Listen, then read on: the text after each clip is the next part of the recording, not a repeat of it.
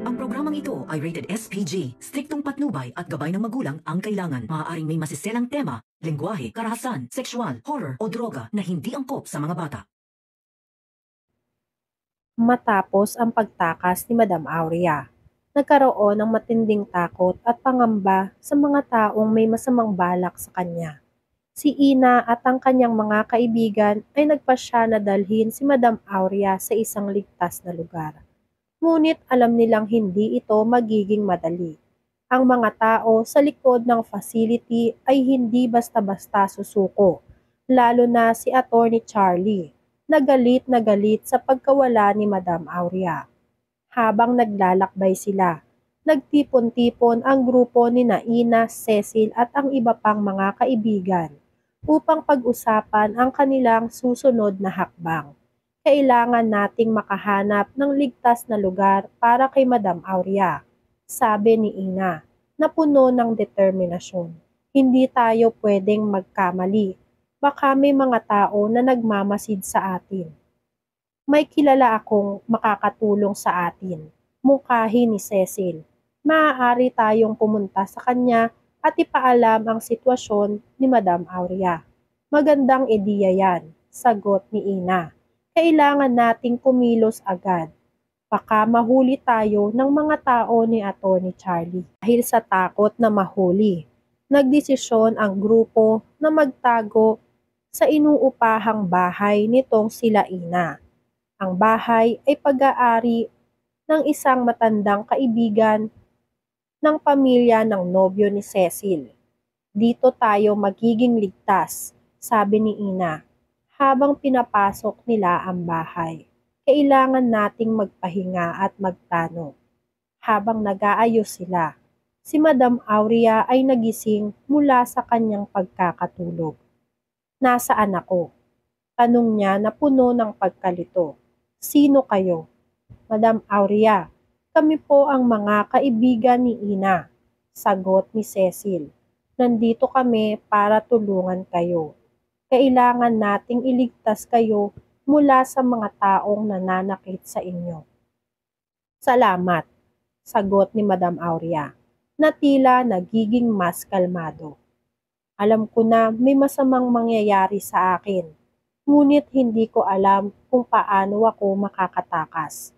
Samantala, ang balak ni Attorney Charlie. Si Attorney Charlie ay nag-iisip ng mga paraan upang mahanap si Madam Aurea. Kailangan kong malaman kung saan siya dinala o kung saan siya nagtatago. Sabi niya sa kanyang sarili, hindi ko papayagang makaalis siya sa aming mga kamay. Kung hindi ko siya mahanap, mawawalan ako ng lahat ng kontrol. Nag-utos siya sa kanyang mga tauhan na maghanap sa lahat ng posibleng lugar, lalong-lalo na sundan si Ina.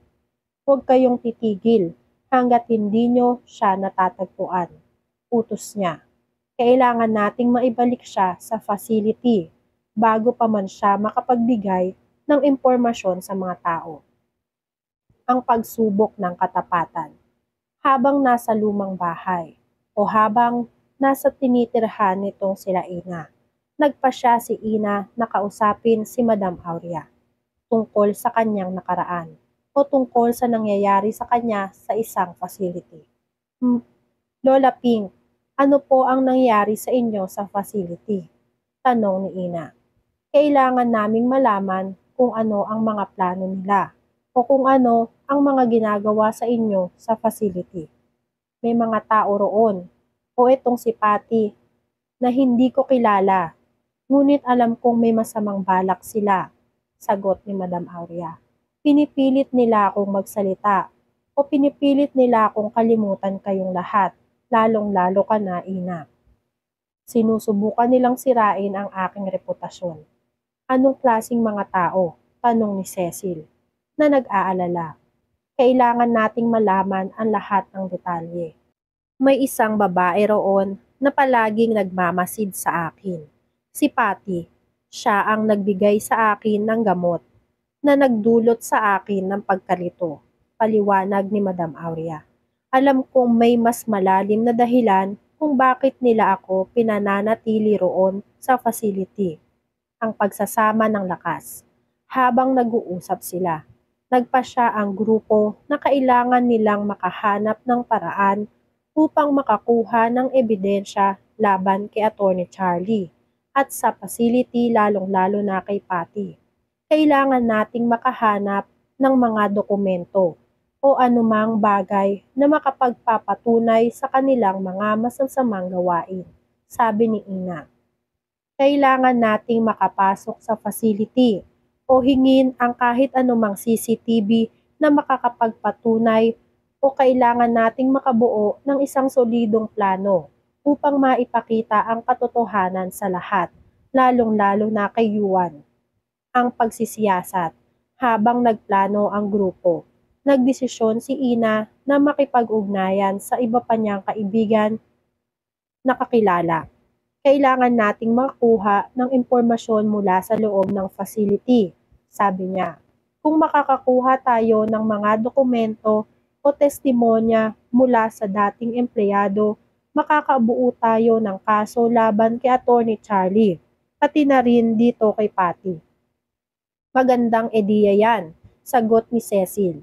Kailangan nating kumilos ng mabilis. Baka may mga tao na nagmamasid sa atin. Ang pagsubok sa katotohanan habang abala ang grupo sa kanilang mga plano. Si Atty. Charlie ay patuloy na nag-iisip ng mga paraan upang mahanap si Madam Aurea. Kailangan kong malaman ang lahat ng impormasyon tungkol sa mga kaibigan niya, sabi niya sa kanyang mga tauhan. Baka may mga koneksyon sila na makakatulong sa kanila. Nag-utos siya na imbestigahan ang bawat isa sa mga kaibigan ni Ina. Huwag kayong titigil hanggat hindi nyo sila matutuntun. Utos niya. Kailangan nating malaman kung ano ang kanilang mga plano at kung saan nila dinala si Madam Aurea. Habang nag-uusap ang grupo, nagpasya silang kailangan nilang magtulungan upang makuha ang ebidensya. Kailangan nating magtulungan at maging maingat, sabi ni Ina. Kung hindi tayo magiging maingat, baka mahuli tayo. May mga kilala akong makakatulong sa atin, sabi ni Cecil. Maaari tayong makakuha ng mga dokumento mula sa facility. Kailangan lang natin makahanap ng paraan upang makapasok.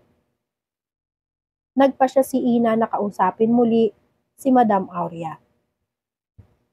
Nagsabi si Madam Aurea na pilit nila akong pinapainom ng gamot para lang mawala ako o tuluyan akong mawala sa sarili.